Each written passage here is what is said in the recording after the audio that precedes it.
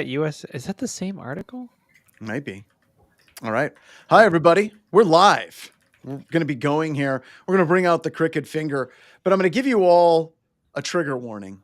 We're going to be talking a little bit about politics, everybody. Just as a warning, we're going to try to thread that needle as well as we possibly can. That's going to be fun.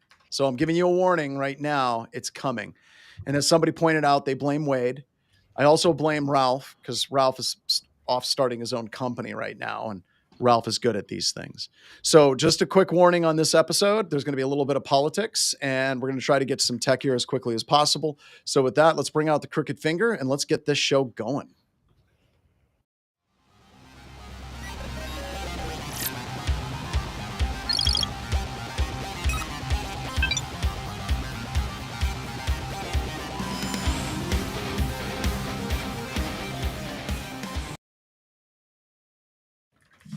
Hello and welcome to another edition of Black Hills Information Security, talking about news. My name is John Strand, and we're going to be talking about computer security news as much as we possibly can in this current political climate that we are currently in. We're going to try to tap dance around some landmines.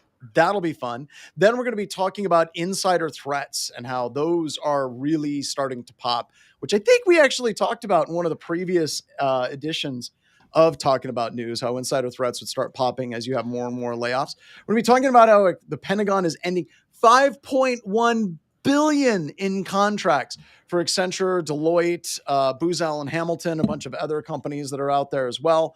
Then we have some really, I got to be honest, the Moroccan cybercrime group, Atlas Lion. I just got to say, you probably didn't name yourselves, but that is a fantastic name, by the way, and they've actually have some novel attack approaches that they're dealing with.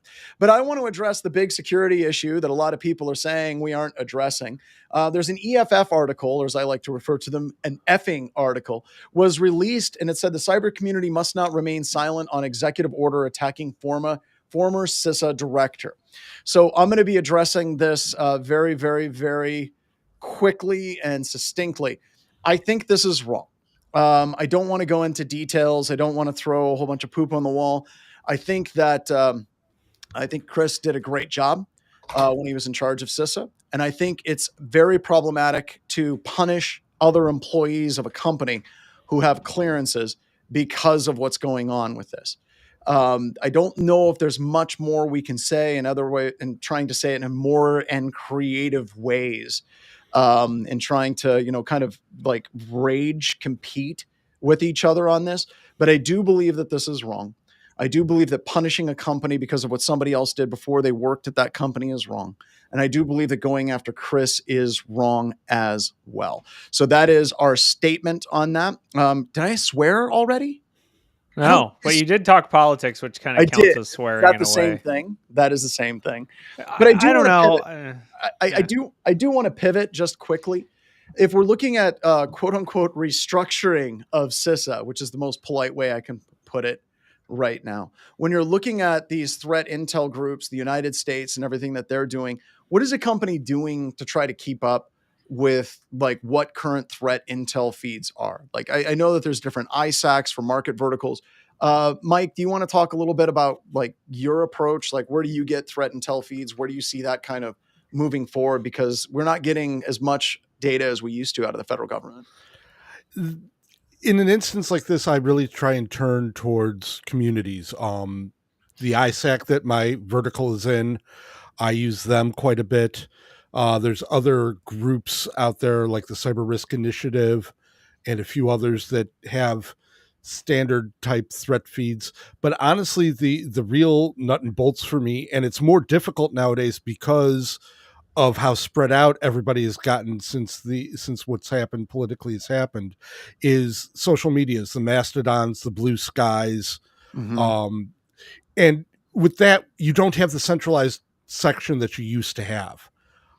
Discords are nice, but as great as I love them, and I love the Black Hills Discord because of the way that everything's broken out, there's still quite a bit of noise, and sometimes it's hard to see something if you're not watching real time on it. Whereas with something like Blue Sky, I could go ahead and set my timeline at a certain spot and then start scrolling back on up through it as everything continues onward.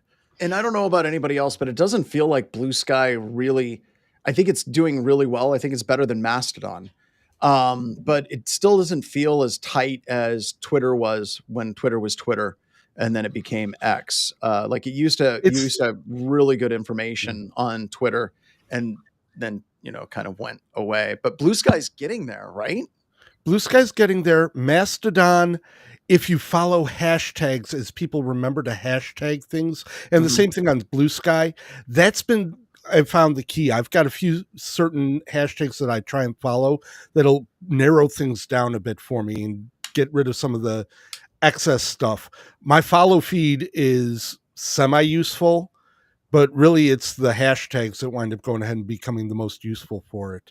I know it's pulling you on the spot right now. You may not have it, but would you be willing to share some of the hashtags that you key in on? Give me 1 second and I can. Not a problem. Alex, what are your thoughts on this? Kind of throw it over to you for a bit. Yeah, I mean, I follow the same type of things for like the Blue Sky, but I think for what Shecky's point or one of his points is that you have a lot of that noise that comes in. So I do like the vendors in that they're a little slower, but they're a little bit more accurate. So if you want kind of the up to the minute intel, you're going to see a lot of things come in.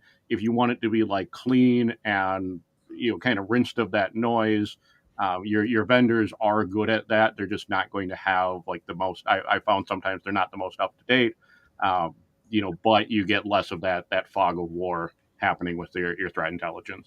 Yeah. I don't know. Corey, your thoughts? I mean, I don't even think of CISA as an intel. Do you think of CISA for threat intel? I don't. I think of. I think it was more like high level CISO threat intel, right? Well, there's known exploited vulnerabilities. That's kind of threat intel. Think about it for years, Corey, how a lot of CISO CTOs, they would get their information security news from like USA Today. They'd be like, oh, it looks like there was this very large data breach in Oracle. And then they would come to you. And I always used to say, if your executives are getting their information security news from USA Today, Drudge Report, Huffington Post, Fox News, CNN, then you have failed at your job. And I think that CISA kind of took that place and was giving CISOs and CTOs a lot better information than they would get from their standard news sources. Yeah. All right. Yeah, I guess I would say. Oh, cool. Can you put them in the private chat and then we'll get them posted over to Discord and stuff? Awesome. Yeah. I mean, I think another thing that CISA did that was super useful is some of their larger initiatives, like the Secure by Design thing. I know we kind of joked about how silly it was at the time, but I guess I think the industry can carry on a lot of the things that they came up with without them. Like they created years of work through a lot of the advisories. And I feel like, Secure by Design being one example, if your goal is to make things secure by design, it's going to take years and years and years. So a lot of the stuff has a long tail, and as an industry, we can just continue down that path and continue trying to carry the torch, so to speak. When it comes to like day-to-day stuff, the other thing that is kind of a key service that CISA provided is like free pen tests for OT segment and other like critical infrastructure or whatever you want to call it. And so I guess I don't know how we can help with that. We talked about having hack for charity or whatever, but I think as a community, just kind of understanding that maybe some of these organizations might be struggling with infosec and that they might not have the support they had before. So just kind of helping out where we can. Maybe we should do like what we did for US healthcare and just have a GoFundMe for pen tests. Yeah. So my biggest problem with all of that, I know Jordan's talking about it, like trying to get back with Johnny, which I have to reach out to him anyway, but talking about hacking for charities and actually bringing in people and let them actually, BHIS would run the test. You'd have people that are kind of 1099 or interns that want to learn security assessments, actually doing the security assessments. And the hardest thing for me isn't the money.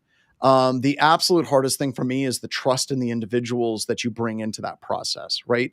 We already have a problem with like senior testers that periodically bring networks to the ground by not even mistake, but just purely based on, oh my God, this company is running like a BSD4 web server and it goes down. And I don't know how I could navigate that as a business owner if we started doing those types of charitable penetration tests and kind of open up the checklist and the methodology that BHIS does for basic things and how to mitigate the overall risk for doing that type of work. Otherwise, I would be all over it. So I think we could do that. I feel like we could do that. I feel like we could say, here's your guide to doing a CISA pen test, because I think most of it was like Shodan, public, passive type stuff. I don't think it was a ton of in-depth 0-day type stuff. But yeah, another idea, so people are saying in the chat, there's a lot of tabletops they have. If only we had a card game that would... If there was only a card game that we could do only that. there was a card game. Well, and I had you kind of a follow-up question that I saw somebody, sort of get to in the chat, but, outside of CISA, who is that highlighting agency? Because, CISA is useful for that. You've done all that threat intelligence work. You've done all those checks. You've implemented your defenses, and then a CISA alert comes out highlighting this thing, and that is like the top level thing that you do in like an executive report, going, "Hey, CISA did an alert on this threat actor. Here are the things we looked for. We're golden on it. We're solid on it," and then you can just deliver that.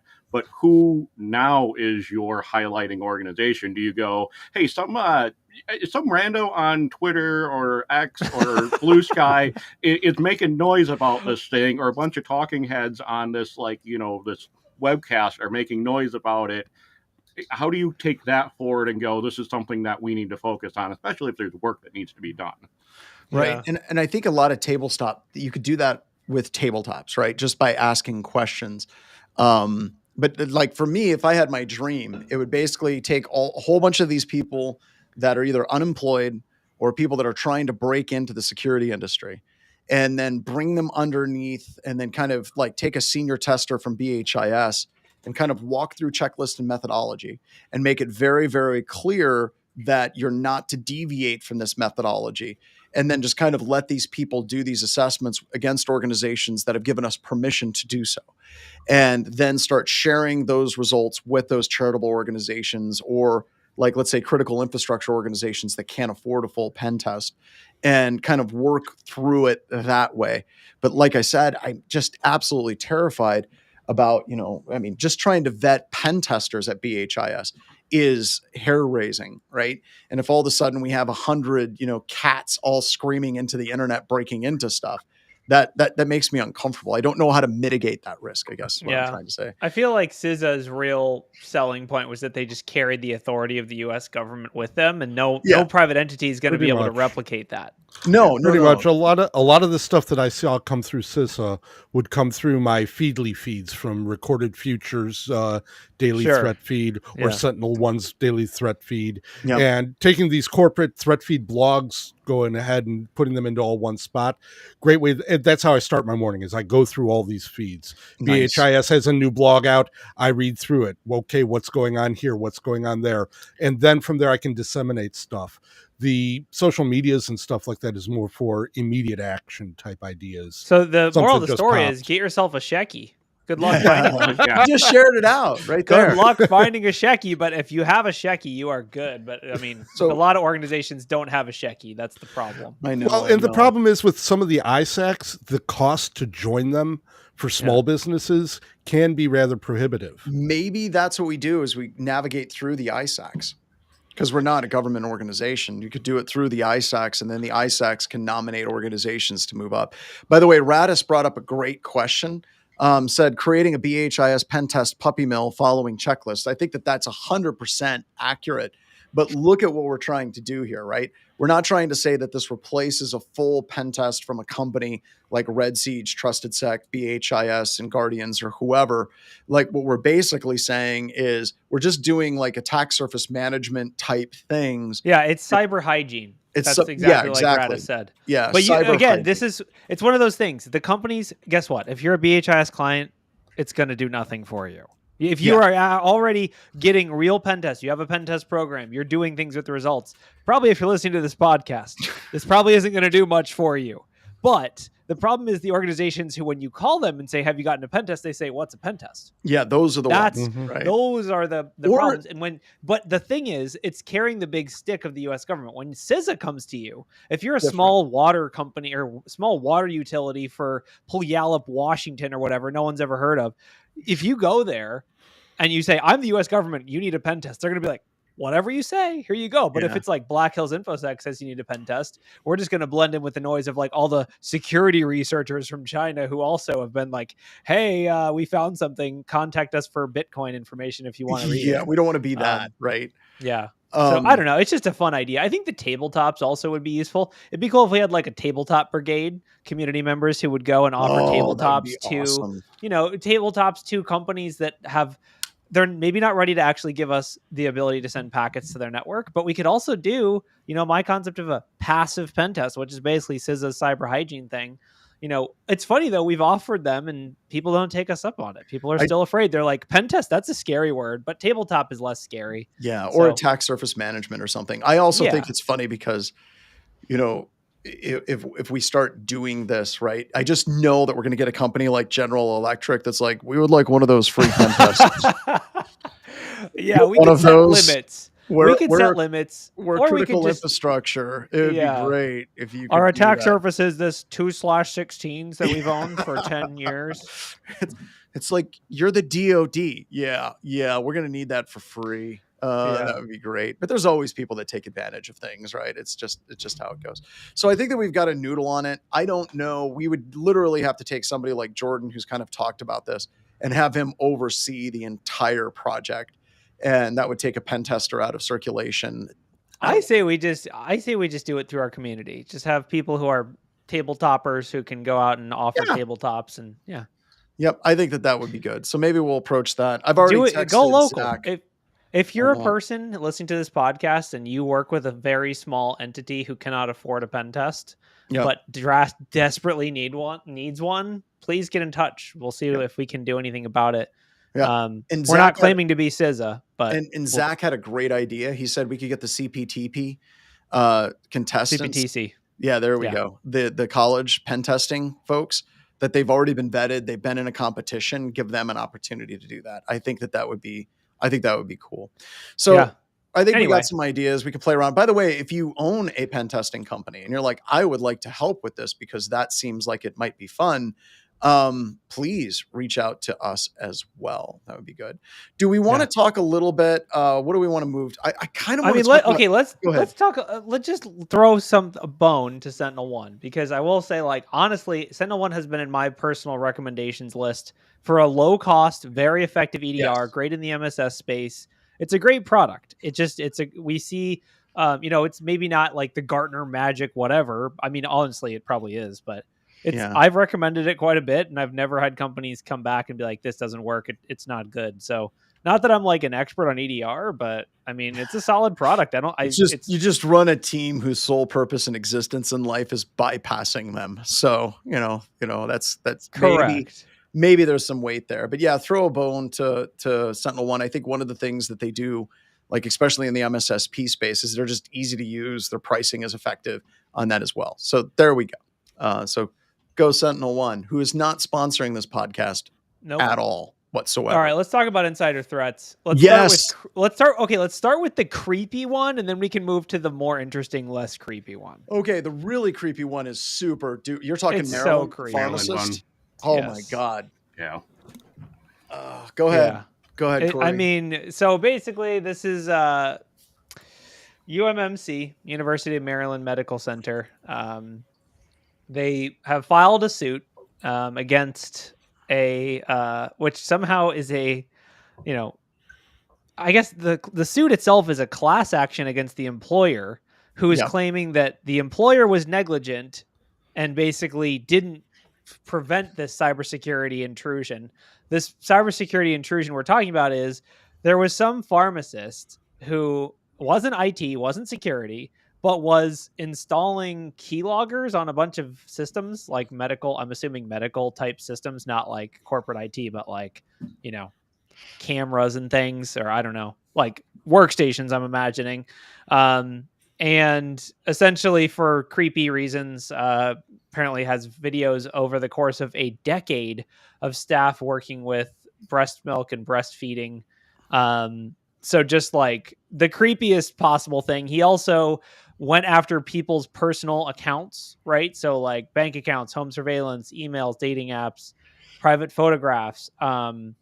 Super creepy, about as creepy as you can get, as the combination of keylogger and medical environment is just already like, even if it wasn't supposed to be creepy, you're already it's creepy going to be 10. creepy. Even Yeah. if it was like, oops, keylogger, like it'd still be insanely creepy, but like this is intentional, which makes it so much more creepy. The question I have, and they didn't really elaborate in the article, is like, what keylogger?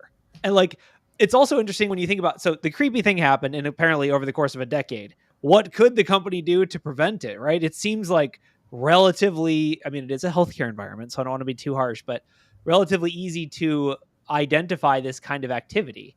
We don't know what keylogger it was, but if it's been running for 10 years, it's probably like Cobalt Strike version 1 or so. Like, it's not, I don't know. I mean, and that's knows, one of the reasons why I think that this class action lawsuit has some teeth, right? Yeah. It was something that just happened recently and they caught it relatively quickly. I'd be like, yeah, it wasn't. Yeah, exactly. And that's, so it's been a decade. And it's funny because, like, of course, the medical center is saying, oh, well, we stopped it. We stopped the breach. That's what you should focus on here. 10 years later.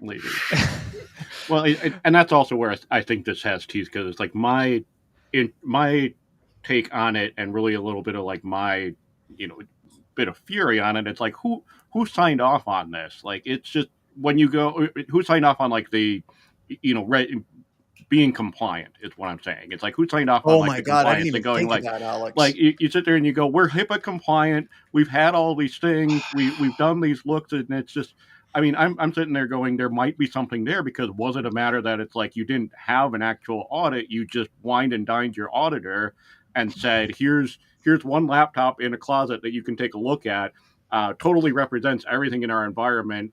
Please just look at that one, sign off on things, sign here. We'll get you like an all-inclusive trip to our headquarters. We'll wine and dine you and everything. And was there something there? Because it's like, this is, when we're talking about CISA and all these other examples, regulatory bodies, these authorities, like, we put our trust in the system because they have that regulatory things. Like, I and others, you'll go to the doctor and you'll talk about private things because you trust that they're being regulated. They trust that they have that compliance. You trust that somebody is looking into. I mean, your doctor has a little voice transcription app that's transcribes your session. You're trusting that that is secure, that has been reviewed, and having incidents like this erodes that trust, because you sit there and you go, I thought somebody was regulating this stuff.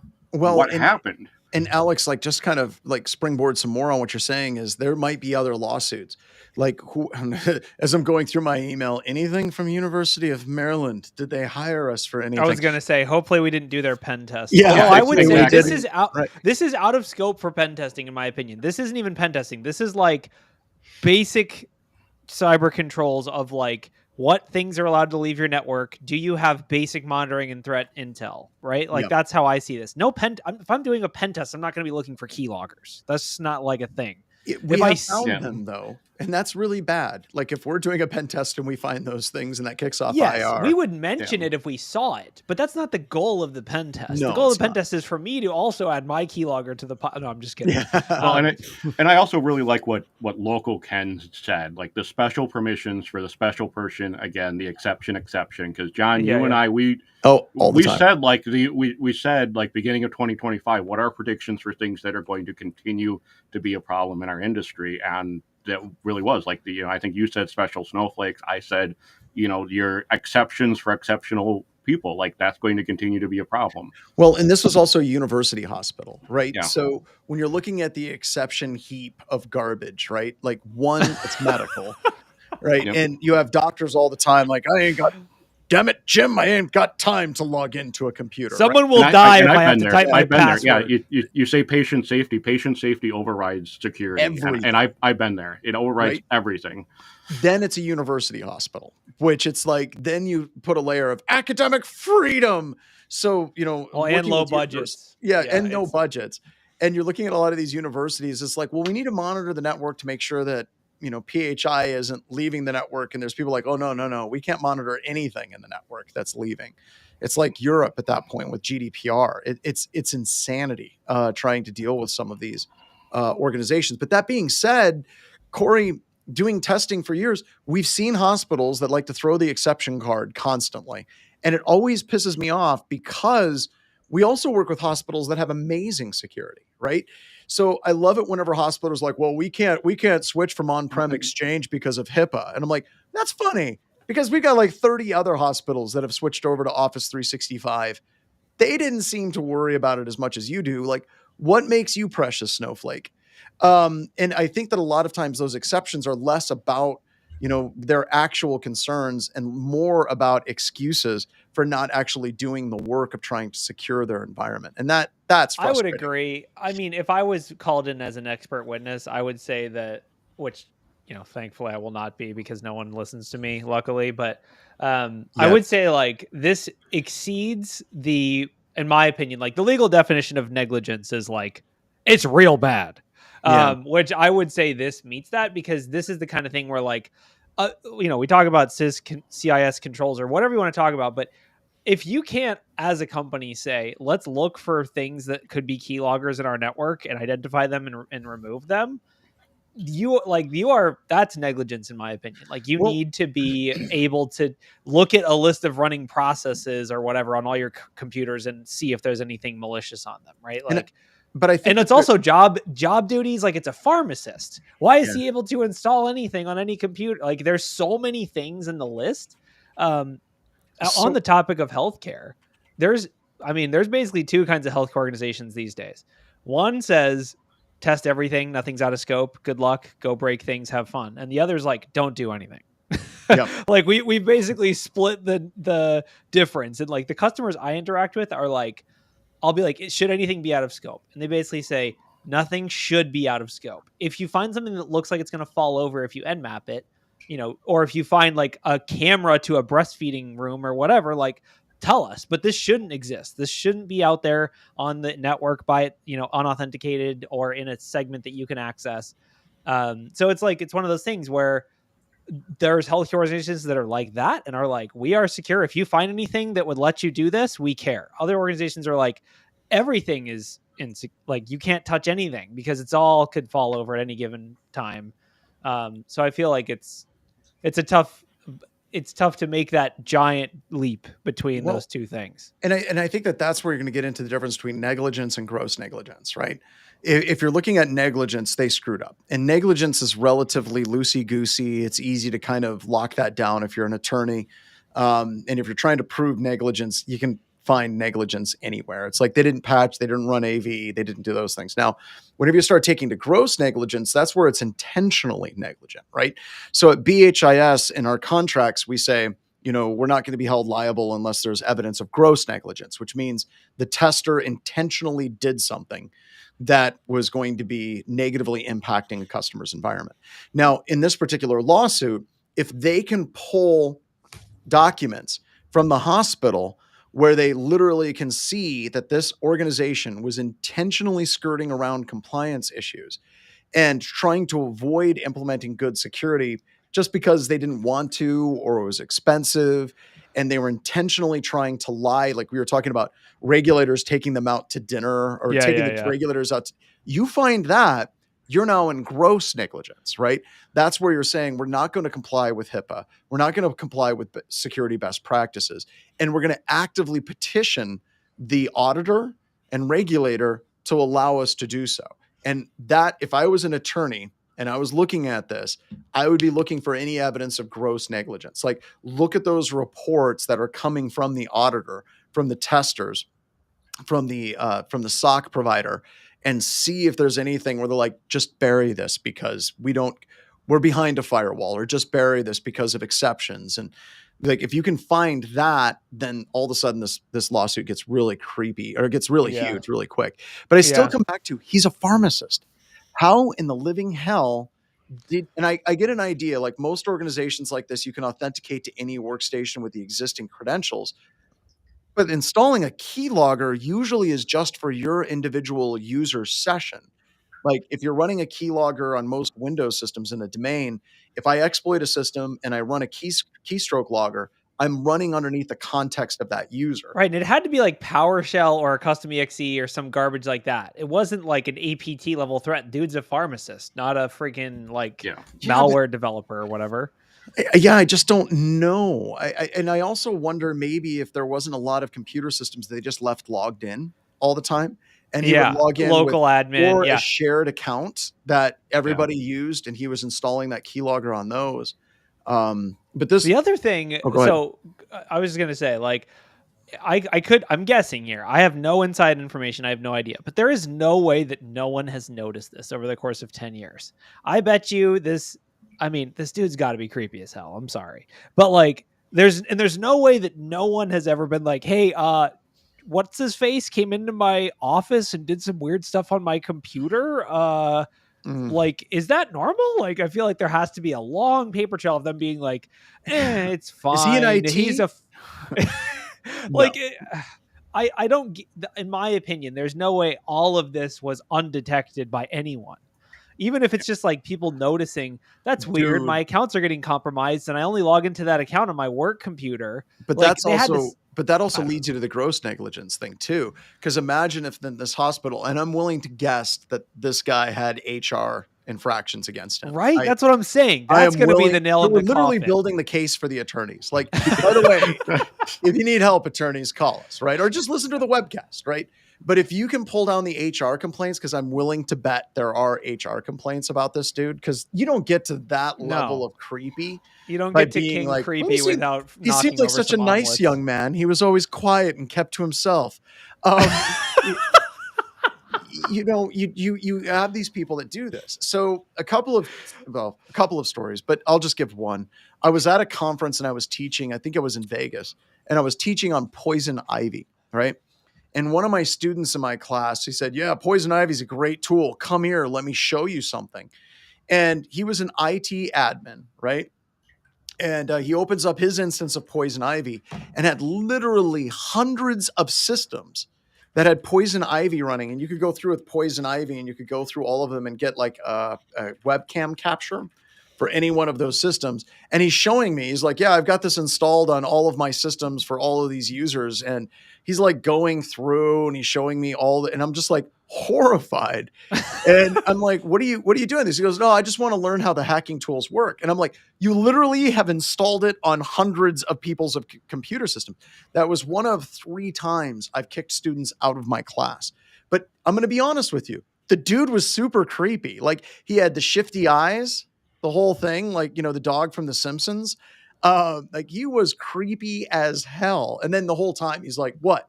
I don't understand why I'm being kicked out. I'm the admin. I should be able to do that, right? No, there's no way that this person doesn't have an HR file that's like a mile long. And if the attorneys get a hold of that, you're moving very quickly to gross negligence land. Yes. And just to like make the PSA, if the guy who's not the IT guy or any person comes into is messing with your computer and you don't know why, you should report it. This is not a normal thing that happens. People don't just go around messing with other people's computers. That's not how it works. I feel like gut feeling this had to have been reported and it just got buried. He had to have enablers or, at the very least, people who, accomplices or whatever. There's got to be more. There's got to be more to the story. And I got to be honest, I'm really happy I'm not working for this Maryland health clinic, because this is going to be this case is going to hurt the whole time. It's going to be painful. I'm going to give you a recommendation right now. I'm not an attorney at all, but I'm going to give you a recommendation. Settle. I'm just going to put that out there. If we're talking 10 years, IT didn't catch it. That there's going to be auditors. There's going to be an HR file. Like, I know that there's an executive out there that's like, we can fight this. Don't settle. It's going to be cheaper to settle. Yep. Deb goes, oh, Maryland, you go. Just be you. Yeah. So- I mean, I guess. Anyway, let's want to talk about the rippling thing? That was pretty We've got to interesting. talk about the rippling. You want to set this one up? Great post from Veronis. Go ahead. So yeah, this is basically I wasn't familiar previously with either of these two companies, but there's two companies, one being Rippling and the other one being Deal, spelled Deel. Yeah. They are kind of in a little bit of a battle. So Rippling filed a lawsuit against Deal, basically being like, and the accusations here are just amazing. The accusations include racketeering, which right off the bat, you're like, okay, racketeering. So we're going straight to that. Shit just got real. Yeah. Which, the legal definition of racketeering, I don't really know what it is, but I just think of like Al Capone. That's what I think of. Misappropriation of trade secrets and other serious allegations. Basically, there was a spy who worked for Deal, but actually worked for Rippling as a spy. From Ireland. Got to throw Ireland. that in. I don't know why that's relevant, but it just fills in the story and the narrative, and it's going to help like script writers later on. Yeah, so it's like the exact insider threat scenario that you would come up with in a tabletop exercise. Yeah. Like it is exactly that. That basically the employee, they're both HR management or like workforce management software, kind of like Workday or, one of those. And they're competitors. And there's just a lot going on here. You can see the blog is published by Veronis, or the write-up is published by Veronis, which Veronis, their bread and butter is detecting these kinds of insider threats. You can see they have fancy graphs and things. But yeah, basically talk about the importance for a tool with full visibility in AI, like later on. It's like this. Yeah. I mean, it gets a little bit much, but I will say this is a great thing of like, I mean, we're just talking about the pharmacist thing we just finished talking about is also an insider threat scenario. Yep. If you could see a graph of how many computers this person had logged into, it would probably tell you some things. You'd be like, why is this pharmacist with one work computer assigned logged into 400 computers at once? Anyway, basically the employee leaked a bunch of data. They did a bunch of searches for like all of our leads, all of our competition, they leaked data out of Slack. They searched sales data. Yeah, sales data. They as an example, the person, anytime someone would request a demo of the Rippling application, they would send it over to them, be like, hey, this person is interested in switching company providers. It'd be really funny if you're like sign up for a demo on one site and then you just get an email from their competitor being like, hey, that's sketch. I don't know how that goes over. Yeah. They'd be like, wow, these Google ads are getting really specific. They just call me now. Yeah. So it's basically your traditional insider threat. I do agree with their, Veronis's like takeaways, but also like the lawsuits are hot. It's got like some stuff in there about someone violating sanctions. They're really firing back and forth. So it'll be interesting to see how it pans out. But I want to personally, I don't know if Deal is guilty of this or not because it hasn't played out in a court of law yet. But if it's true, I personally want to thank you, Deal. I really do, from the bottom of my heart, because it allows our show to talk about something other than ransomware and leaked data.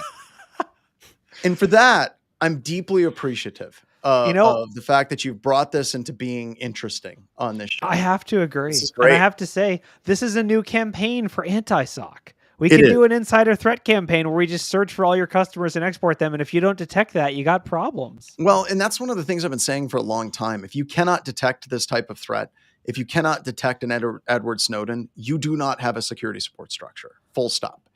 And the reason why is whatever the case may be, as soon as an attacker has taken over a user account in your environment, they are effectively an insider, that account that they've taken over. They're using it like a puppet, right?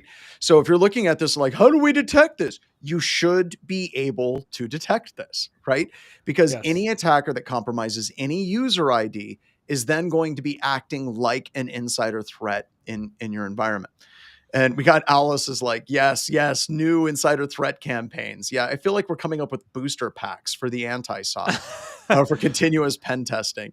But I mean, no, a lot of the seriously. time we just do ransomware stuff, which is fine. Yeah, but but you want to branch out. Like ransomware This is gets cooler. all the news, right? But Yeah. really the dwelling, consistent intellectual property leakage. Somebody said, I hate leaking slacks, leaky slacks. I thought that was pretty solid. Disney employee. But those are the things that we probably, as organizations, need to be testing for more. And for the record, I just want to throw some things out there. You can go buy a really expensive DLP solution, which, by the way, DLP has never stopped an attacker and it never will. And instead, I would recommend looking at different things like, I'll just throw, I'm a huge fan of cyber deception. Put out honey files and honey shares throughout your environment and see if anybody picks those up. There's some really, really cool things that are designed for detecting these types of insider threat lateral movement. And I just did a class. It's for free.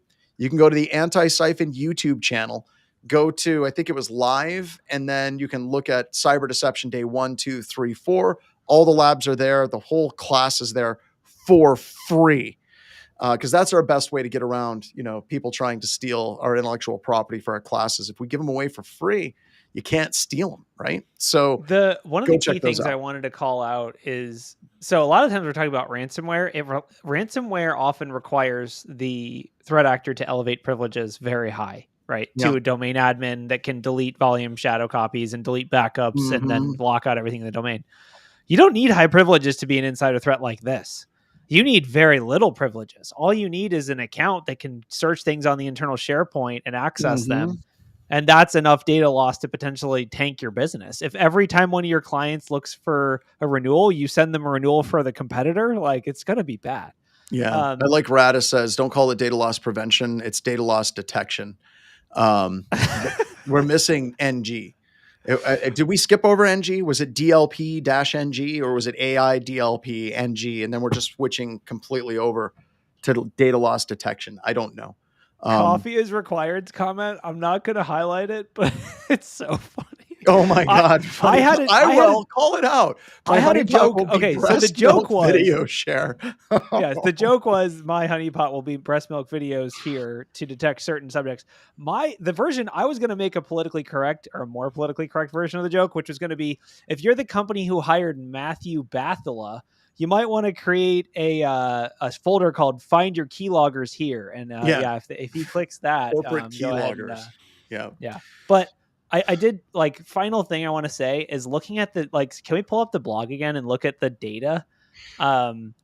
There's one graph that just kind of makes me laugh and also confused at the same time. It's the graph that says the number of times the term deal was searched per day by the spy. Spike. And it's one of the graph. Yeah, you'll have to, sorry for making you scroll.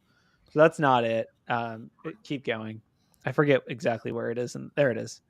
So to give you an idea of this graph, basically there was a day where the person searched for their own company name 150 times. If you work at a company and you're just searching for your own company 150 times, insider threat aside, I am worried for you. Yeah. I don't just go in SharePoint and type Black Hills InfoSec 150 times a day. Black Hills InfoSec, what do we do? Black Hills. You Google that 150 times. Who's in charge? Black Hills InfoSec. How did this happen to me?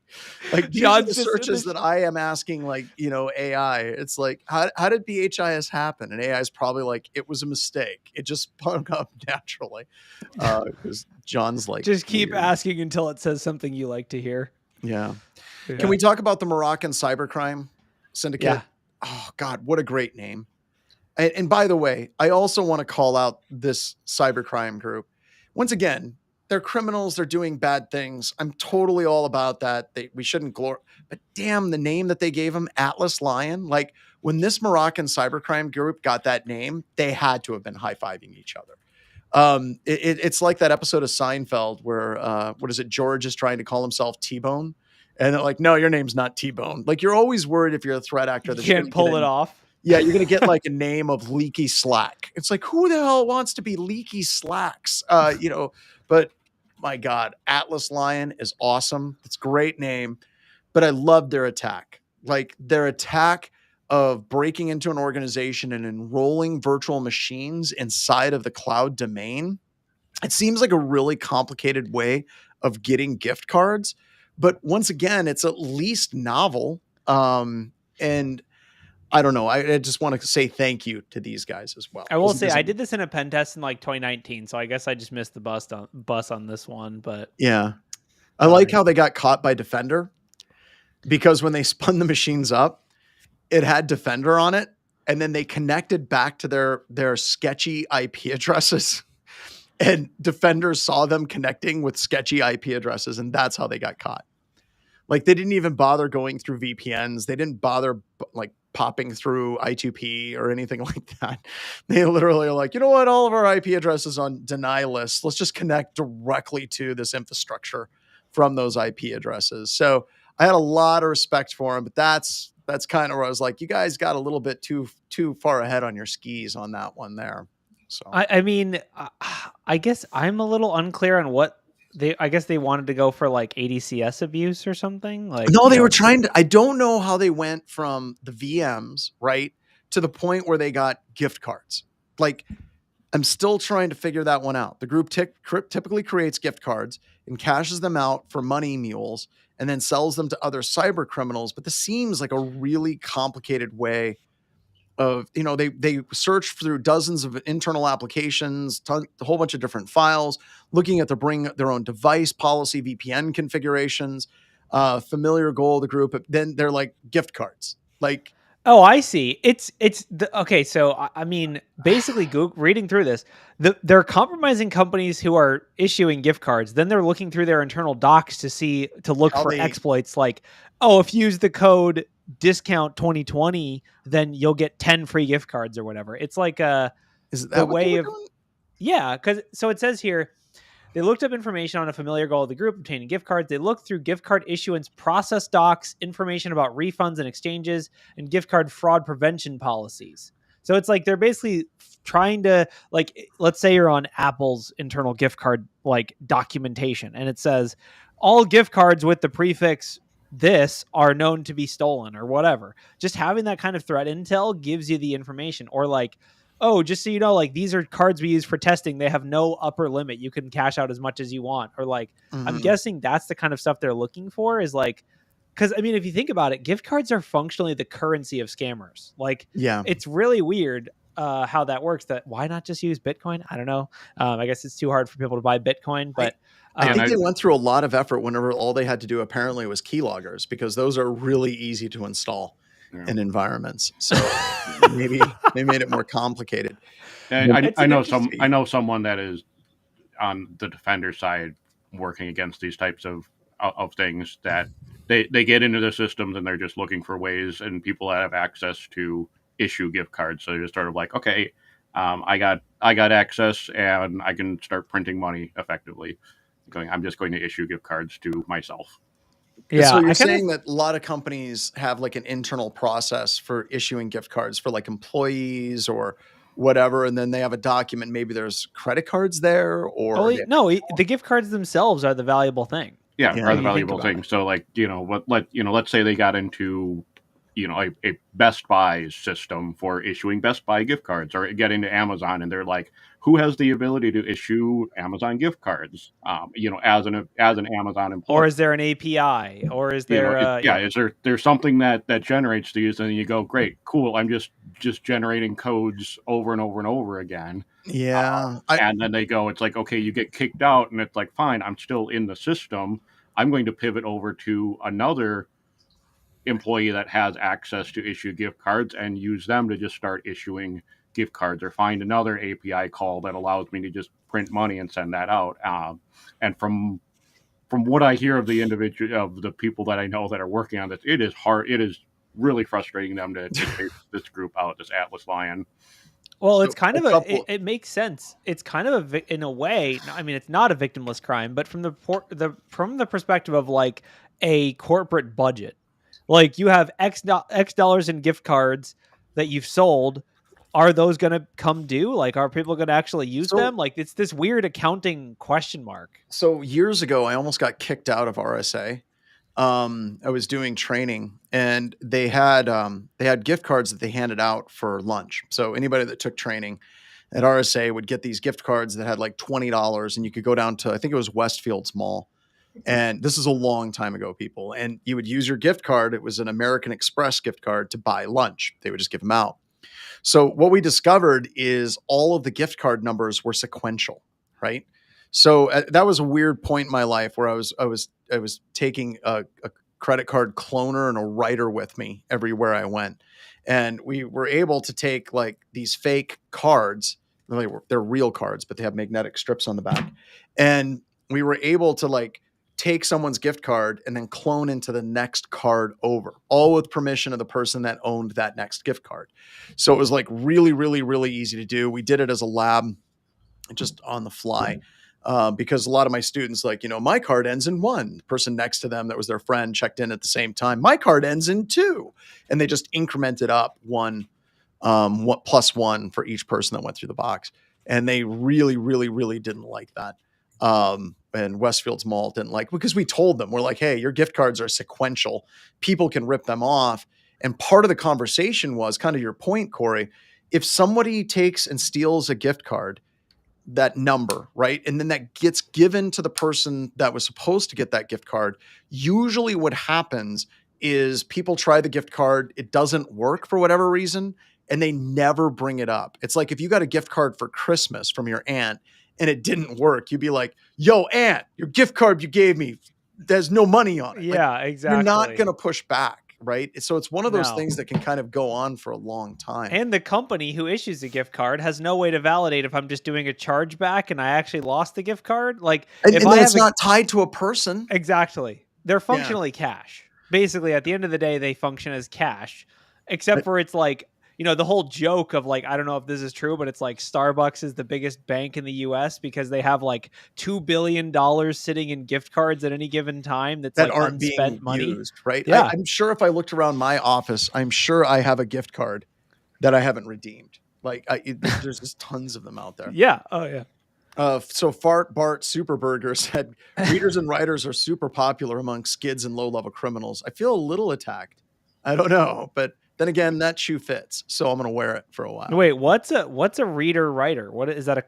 Are we talking magnetic strips? So, what are we talking about? You can get them. I can't remember what the numbers are. Yeah, are we talking like mag stripe stuff? Yeah. So the readers are real small. You can fit them in your pocket. They're about this big, and they can hold like 100 cards.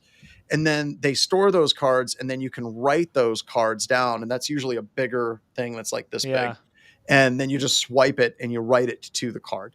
I did a pen test on a hotel, and that was a significant part of it. Of like, reading, trying to write a room key based on, like you said, if it's sequential and like it's just a code and then the room number or something like that. Well, we did it with not with hotel rooms, but like rewards cards with casinos. One of our tests a long time ago, where casinos would hand these cards out, and then you would gamble.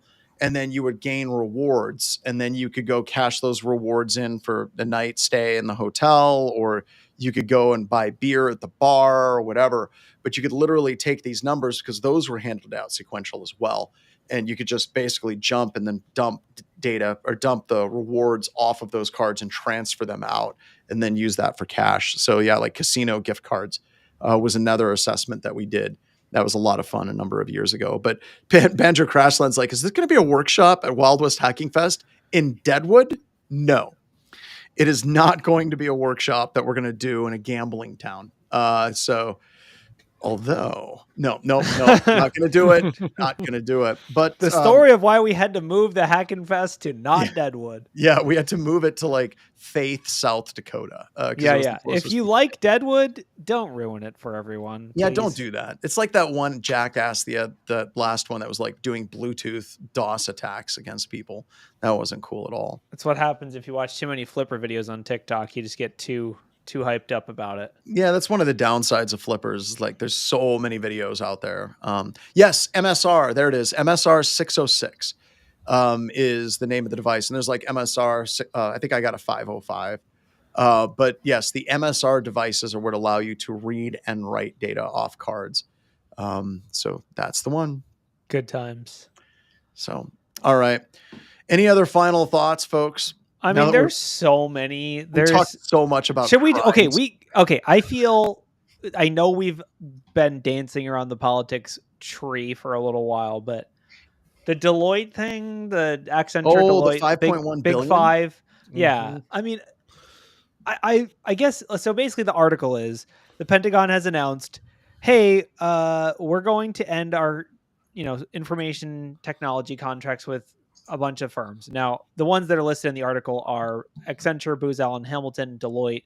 There's probably others, right? And basically, the person, Pete, of course, our good old Pete. Now, I added him to a Signal chat. He didn't add me back for some reason. But basically, they say it's non-essential spending on third-party consultants, and for services that employees can perform. But Yeah. I'm like, well, what employees? Didn't you fire So them all? so I want to, oh God, but yeah. So okay, so a couple of things about this with these firms that are doing DoD work. This sucks because a lot of these firms overcharge the hell out of the U.S. government.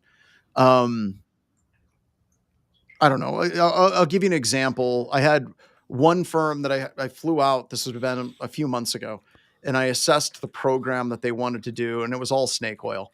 There was no way it was going to work, and I fundamentally believe the guy that came up with the idea believed in his project, but it was stupid. It would never be effective. There's no effing way in 1,000 years that it would ever be an effective thing. And he was shooting to try to get $100 million to do this project, and I helped kill it. I was one of the people that evaluated it and killed it. Now, those types of programs in a lot of DoD space with these large tech consulting firms, they'll charge millions and millions and millions of dollars for something that can take a small, nimble firm a couple $100,000 to produce. So on one half of that, I read this and I'm like, that's a good start. Keep going, right? But on the other side of the equation, if we get away and we start looking at some of the programs, there are services that are provided by these DoD contractors that these companies are doing incredibly cutting edge technological work.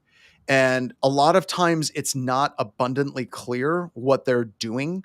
And it looks like it's fraud, waste, and abuse, but it's actually being hidden because it's a really advanced type of project, right? Like, let's take if Mantech is writing 0 days for, let's say, Windows systems, right?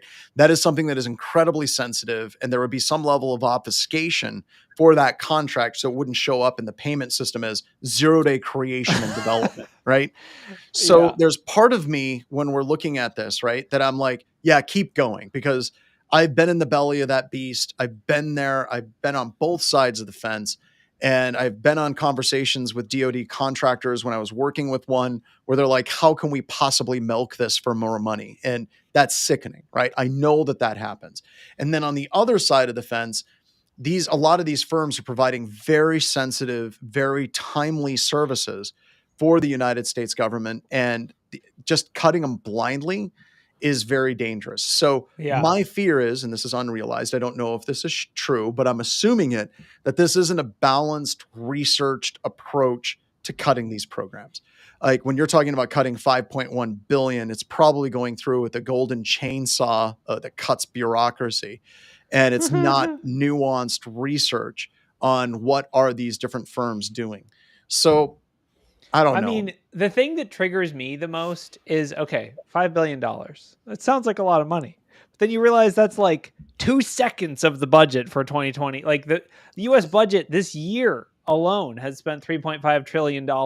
And I think DoD is 800 billion. Yeah. Okay. The US government is an insurance company with a standing army. This is nothing. Yeah. This is no real chunk of the budget. It's like, oh yeah, here's $5 billion. It sounds like a lot of money, but it's like a millionth of a percent or whatever of the US budget. So it's just it just seems like, okay, you're not really doing things that matter. You're just doing things that are politically charged. That's what triggers me, is it's like, yeah, screw you, dude. Here's $5 billion back. And then the DoD is like, cool, we already spent it. And you're like, it was 5 minutes ago. But I'm still going to come back to, I agree. There's no way that there was nuance and really good thought put into this at all. There just isn't. But like I said, I've been working in that space for a long time, and I've literally been on projects that, are hundreds of millions of dollars. And you're like, this is going to go nowhere. there's no value in this. Or they just keep like, this project has been a failed project. Like there was one that I was working on that was like 1.2 billion over 6 or 7 years. And it was like the sunk cost fallacy, where they felt like if they just put another few $100 million in, it's going to finally work, kiddos. And they just keep throwing money into this bucket. And, I think that there needs to be an absolute good conversation about fraud, waste, and abuse, but it's very nuanced. It's like that wrench. When people are like, oh yeah, DOD bought a wrench for $200. It's like, no. You don't understand. That's a wrench that is being deployed in theater in an active war zone. Wrenches are going to be more expensive with supply chain, logistics, transportation, trying to get them there. So there's a lot of nuance with this stuff, but God, there is so much waste. I mean, that's so fair, much. but I would say that's like, I guess I'm like, well, that's like that's the defense budget.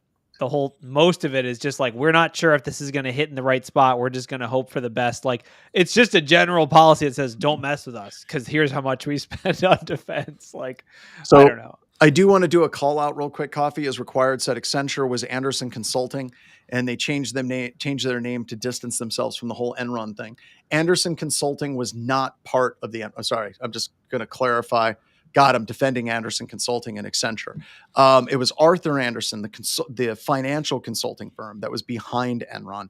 Anderson Consulting was not. But you're 100% correct. They did change their name, and it stood for Accent on the Future. I was there when that all happened. But I do want to make it clear, Anderson Consulting was not part of the Enron thing. That was a different part of the company in Arthur Anderson, but they changed their name anyway. I know that that's a distinction without a difference. And, I just want to throw that out there. God, I'm defending Anderson Consulting. Oh, God, what's wrong with me? Well, sometimes details matter, but yeah. I believe in, calling out where you need to call out, but sometimes we go too far. So, all right, let's wrap this up. Yeah, let's wrap it up. There's a bunch of AI articles. I think we navigated the politics thing really well. So the next I'm sure we managed to piss off both sides. That's what I want to make sure. I'm hoping we did. But next episode, we're going to get into religion and pineapple on pizza. So be sure to tune in, and we can tackle those issues because we handled politics so well. Till then, I'll see you next time, everybody. Take care. Bye, y'all.